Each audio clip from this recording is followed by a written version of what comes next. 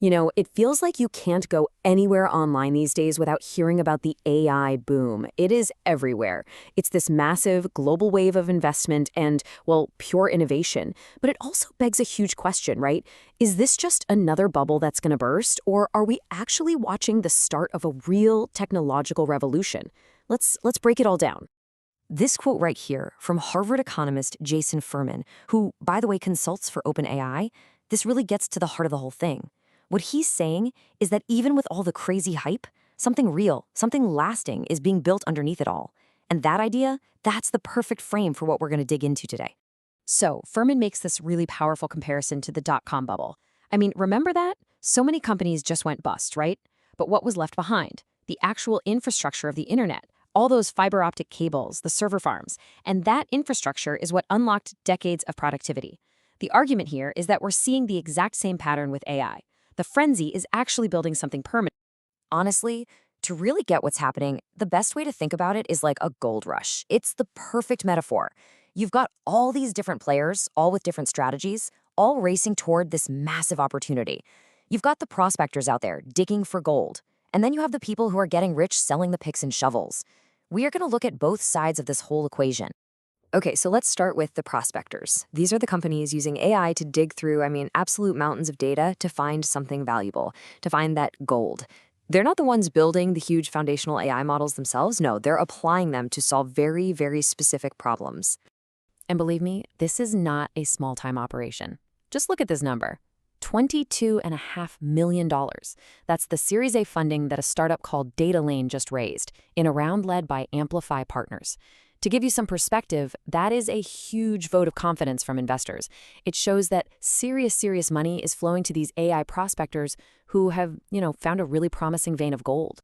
So, what is DataLane's gold? Well, it's something they call an identity graph. Think about it this way. Just imagine all the different pieces of information about a single local coffee shop that are scattered all over the internet. You've got its address on one site, its hours on another, reviews somewhere else entirely. It's a mess. An identity graph uses AI to connect all of those messy dots into one single, perfect, unified profile. And their process is actually pretty straightforward, but it's incredibly powerful. First, they gather all that scattered data. Then, they use AI to make sense of it all, to connect the dots. And the end result? A comprehensive, super accurate map of US businesses. Now, for big companies that need that data for things like smarter search or better logistics, this map is worth a fortune. It's a perfect example of prospecting for gold in the AI age. Okay, so we've met the prospectors. But as we all know, in any gold rush, the folks who often make the most reliable fortunes are the ones selling the picks and shovels.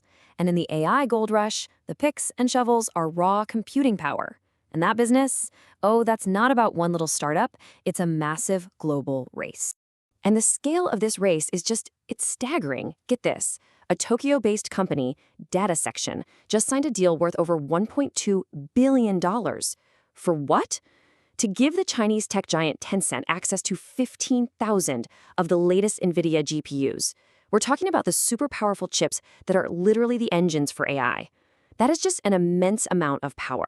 And the impact of a deal like that is immediate. Boom. With that one move, DataSection becomes a major new player, what people are starting to call a neo-cloud provider.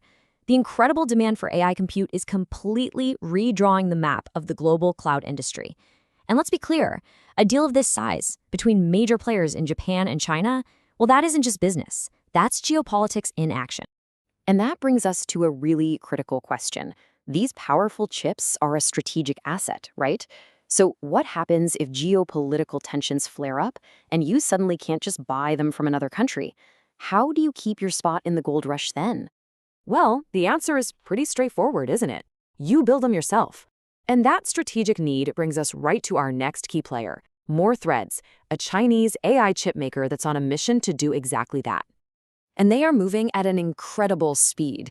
Just a few weeks after a blockbuster IPO in China, they've already unveiled a new generation of processors. And their target? To get them into mass production by 2026. This is not some far-off dream. This is an urgent, strategic sprint to the finish line. And this all plugs directly into Beijing's national strategy. The goal here is crystal clear: achieve technological independence. By developing their own high-end AI chips, the plan is to reduce their reliance on foreign hardware and build a secure, totally self-sufficient AI infrastructure for the future. So, okay, let's pull all these threads together. We've got the prospectors like DataLane who are creating brand new value out of data. And we've got the tool makers locked in this global race to supply the computing power that makes it all possible. So what does this all mean for our original question about the boom's legacy? You can really see how all these different layers just perfectly connect. It all starts with that big economic debate. Is it a bubble or not? But that debate is being played out, on the ground, by the prospectors like DataLane. And their work, it's only possible because of the massive infrastructure being built by the tool makers. And what's driving that whole infrastructure race? That powerful geopolitical push for self-sufficiency. It's all just one massive, unfolding story. So when you step back and look at the whole picture, the data maps, the GPU farms, the new chip factories, it becomes pretty clear that something permanent is built. Whether individual companies boom or bust, the foundational tracks are being laid down. These are truly the new railroads of the AI era. And the only real question left is, where are they going to take us?